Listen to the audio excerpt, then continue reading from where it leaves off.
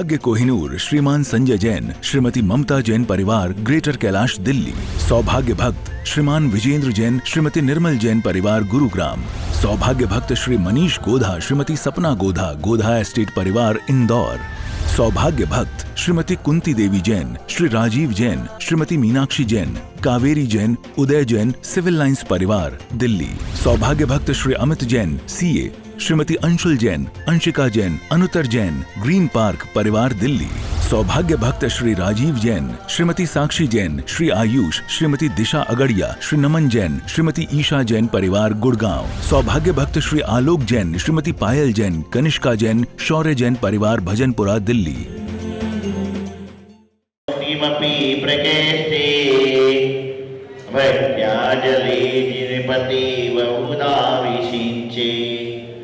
ओम ह्रीं श्रीं क्लीं ऐं ऐं ओम मम मम हम हम सम सम तम तम पम पम यम यम छीं छीं द्रां द्रां द्रीं द्रीं द्रावय द्रावय।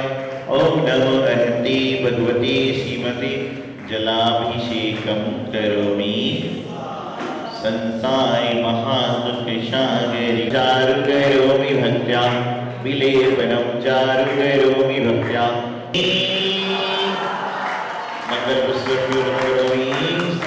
नमो हरति भगवती श्रीमती श्री पारसनंकराय तोस्मय सर्वज्ञाय स्वयंभुवे सिद्धाय मुक्ताय परमात्मनि परम सुखाय त्रिलोक महिव्याप्ताय अनंत संसारे चक्र परिवर्तनाय अनंत दर्शनाय अनंत ज्ञानाय अनंत सुखाय सिद्धाय बुद्धाय।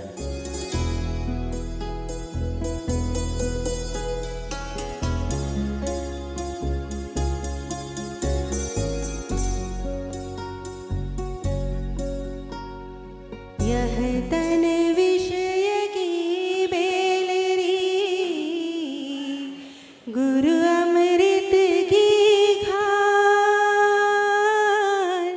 शीस दिए जो गुरु मिले तो भी सस्ता जान रे भाई तो भी सस्ता जान। कहते हैं कि शीश देकर भी गुरुवर का सानिध्य प्राप्त हो जाए आशीष मिल जाए तो सौदा सस्ता है।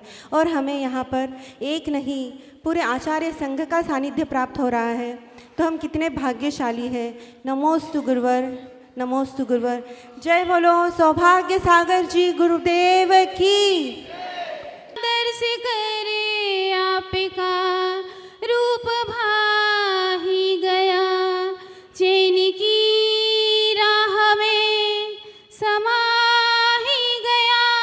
जिस परम देव की थी मुझे कल्पना हाँ वही मिल गए हो तुम बंदगी बन गए हो तुम।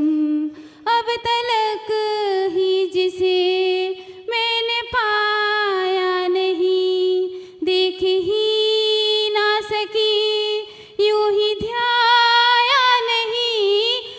तलक ही जिसे मैंने पाया नहीं देख ही ना सकी यूं ही ध्याया नहीं। जैसे मन के मेरे जो खुशी थी वही गुरुवर मिल गए हो तुम।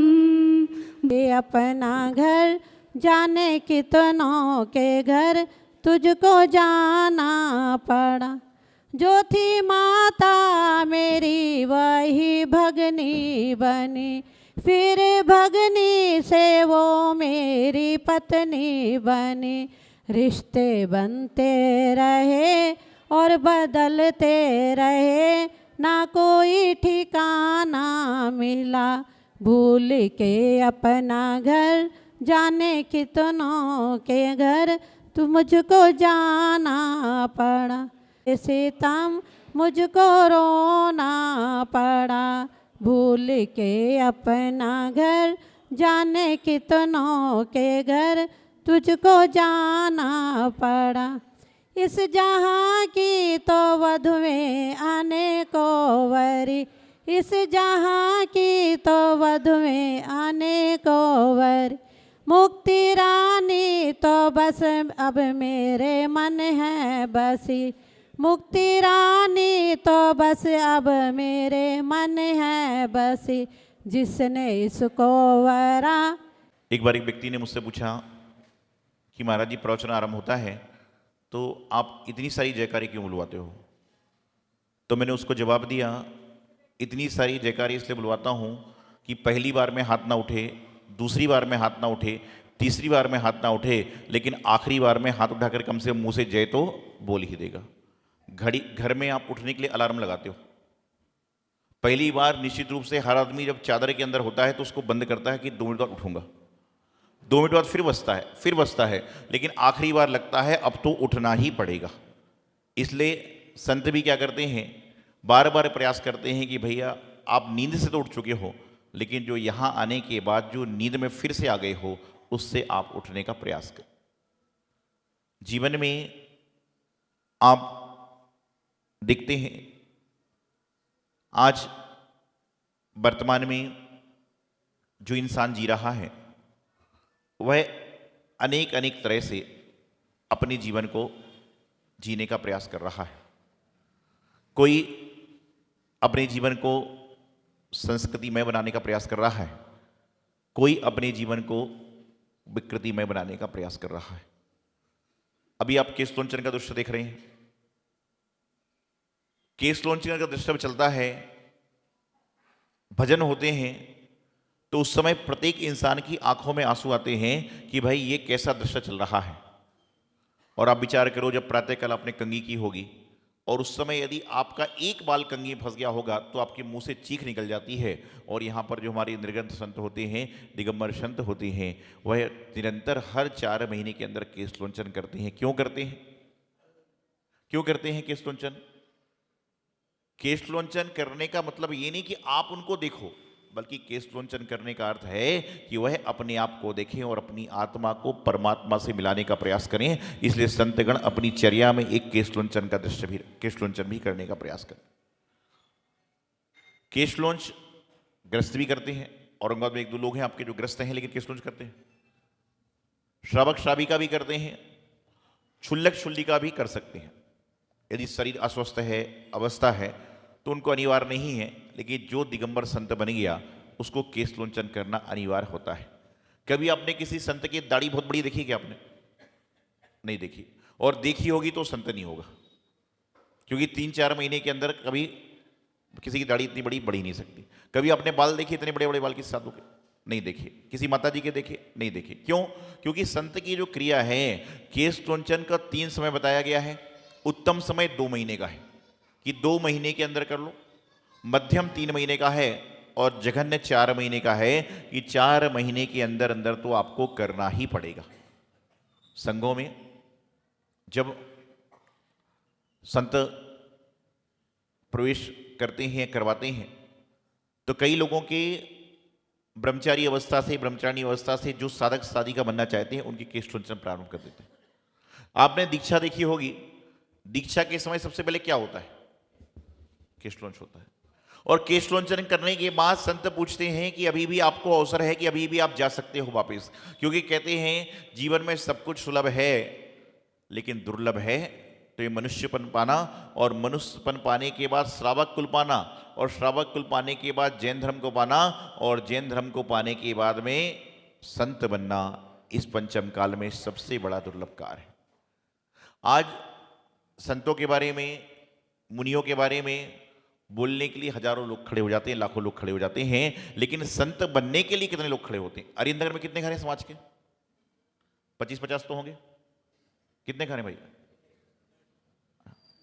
यदि मान लो अरिंदनगर, बालाजी नगर हम 2-3 कॉलोनी मिला लें तो कितने घर हो जाएंगे? 500-600 घर हो जाएंगे। लेकिन मैं सिर्फ इतना पूछूं कि इन 500-700 घरों में से संत कितने बने? 50-60। त्यागी व्रती प्रतिमाधारी कितने बने? प्रतिमा समझते? प्रतिमा मंदिर में विराजमान करी वो प्रतिमा नहीं, तो आप बोलोगे 20-25 करा दिए हैं जो प्रतिमाधारी व्रती होता। तो क्यों? क्योंकि यदि मान लीजिए प्रतिमा विराजमान करना सरल है लेकिन प्रतिमा लेना बहुत कठिन है। संत के बारे में इधर उधर की बातें सुनना बहुत सरल है, लेकिन संत बनकर जीना सबसे बड़ा कठिन काम है। संत बनकर जीना सरल होता तो आज यहाँ इतने लोग नहीं होते, इससे ज़्यादा आपको यहाँ पर संत देखने को मिलते, क्योंकि इस दुनिया में सबसे बड़ा कठिन कार्य है तो संत बनना ही। जवान सबके पास है, कोई जवान से जजेंद्र निकालता है, कोई जवान से मधुर भाषण निकालता है, और कोई जवान से ऐसा तीखा बोलता है कि उसको भी अच्छा लगता नहीं और सामने वाले को भी अच्छा लगता नहीं। परमात्मा ने प्रत्येक व्यक्ति को 5 इंद्रिय दी। कौन कौन सी? स्पर्शन, रसना, घ्राण, चक्षु और कर्ण। इन 5 इंद्रियों में सबसे ज्यादा कौन सी इंद्रिय खतरनाक है? रसना। क्यों? रसना पीने वाला पाउडर नहीं। एक बार मैंने पूछा एक बच्चे से, रसना को जानते हो? बोले हाँ। मैंने कैसे जानते हो? बोले सोए मम्मी ने रसना पिलाई है। आजकल पता नहीं क्या हो गया, पहले जमाने में रसना चलती थी, आजकल चलती है क्या अभी रसना? अब बंद हो गई, जमाना परिवर्तित है।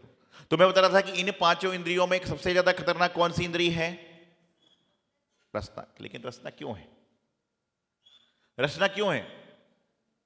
महाराज जी वो तो अभिमन्यु जैसी कथा है कि कहीं आप प्रवचन दे रहे थे, मैं वहां से गुजर रहा था तो आपने बोला था कि सबसे खतरनाक इंद्री कौन सी? रसना है। तो मुझे याद है रसना है, लेकिन क्यों है ये पता नहीं। अभिमन्यु के साथ हुआ चक्रविभेदन की बात, कि सुना और सो गया तो बात निकलने का पता नहीं, बस खाली है। और कुछ लोग तो सभा मंडप में बोलते इसलिए कि पीछे वाला बोल रहा है। कई लोग ताली इसलिए बजाते कि पीछे वाला ताली बजा रहा है, और कई आदमी महाराज की बात करने आते कि इसलिए कर रहा है। तो रसना इंद्री खतरनाक क्यों है? क्योंकि जो सबसे पहले स्पर्शन इंद्रिय है उसका एक ही काम है। क्या है? स्पर्शन करना। चक्षु इंद्री का काम एक ही है, कौन सा? देखना। कर्ण इंद्री का एक ही काम है, क्या है? सुनना। स्पर्शन, रक्षा और घ्राण इंद्री का क्या है? सूंघना। लेकिन रसना इंद्री ऐसी है जिसके 2 काम है। क्या है? रसना इंद्री के 2 काम होते हैं। पहले आपकी जिह्वा, हमारी जिह्वा चखती है, चखती मतलब खाती है, और उसके बाद में बकती है, कि चखती भी है और बकती भी है, कि खाती भी है और बोलती भी है। इसलिए सबसे ज्यादा इंद्री खतरनाक कौन सी है? तो रसना इंद्रिय है। और रसना इंद्री कारण ही तो महाभारत हो गई, बताते हैं लोग। द्रौपदी ने क्या कहा था? अंधे के अंधे ही होते हैं। इस कारण से पूरी महाभारत फैल गई। तो मैं आपको बताना चाहता हूं, वह महाभारत तो कहां फैली मुझे पता नहीं, लेकिन आज हर घर में, हर समाज में एक महाभारत फैल चुकी है। वो किस कारण से? वो ऐसा करता है, बस वो ऐसा करता है। यहां पे अच्छे खासे माहौल को खराब करना हो तो सिर्फ एक बार कान में बोलना चालू कर दो। ये 3 लोग बैठे हुए हैं, एक कान में ऐसा मुंह लगा के सिर्फ गुनगुनाने लग जाएं और सामने वाले की तरफ देखें तो क्या होगा? फिर कोई व्यक्ति आपकी तरफ देख के दूसरे के कान में ऐसा लगा कि कुकड़ू को बोलने लग जाए, बस खाली कुकड़ू को बोलते थे ना पहले, कोई आदमी कुकड़ू को बोलने लग जाए आदमी, तो क्या होगा? जिसकी तरफ देख रहे हो वो इतना बेचैन होगा, इतने बेचैन होगा कि बाहर आपको पकड़ लेगा कि तूने मेरे बारे में बोला क्यों, और बस वहीं से काम चालू। तो हमेशा ध्यान रखें कि हम हमेशा एक बात कहते हैं कि हे प्रभु, जीवन में कुछ दो ना दो, लेकिन इतना देना कि जब मेरे हाथ उठें, जब मेरे हाथ उठें तो किसी के लिए दुआ के लिए उठें, और जब मेरे हाथ झुकें तो किसी को देने के लिए झुकें। यदि आपने हमें इतना दे दिया तो हमारे हाथों का भी काम हो जाएगा और हमारा मनुष्य जन्म पाना भी सार्थक हो जाएगा। लेकिन आज वर्तमान काल की व्यवस्था दूसरी है। आज बातें सुनने में, बोलने में बड़ी अच्छी लगती है, लेकिन जीवन में जब बातों को उतारने का समय आता है तो बड़ी बुरी लगती है।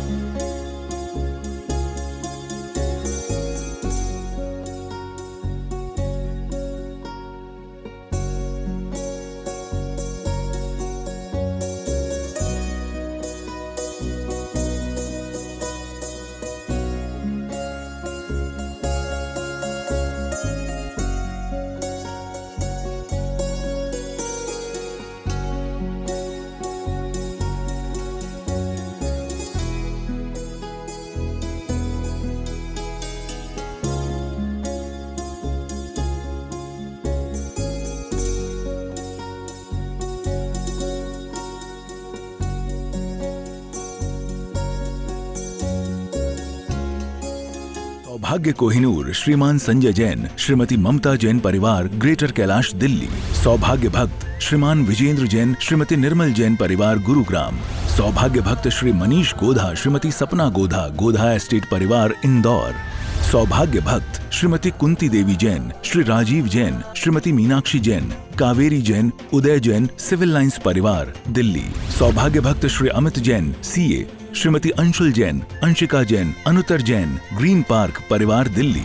सौभाग्य भक्त श्री राजीव जैन श्रीमती साक्षी जैन श्री आयुष श्रीमती दिशा अगड़िया श्री नमन जैन श्रीमती ईशा जैन परिवार गुड़गांव। सौभाग्य भक्त श्री आलोक जैन श्रीमती पायल जैन कनिष्का जैन शौर्य जैन परिवार भजनपुरा दिल्ली।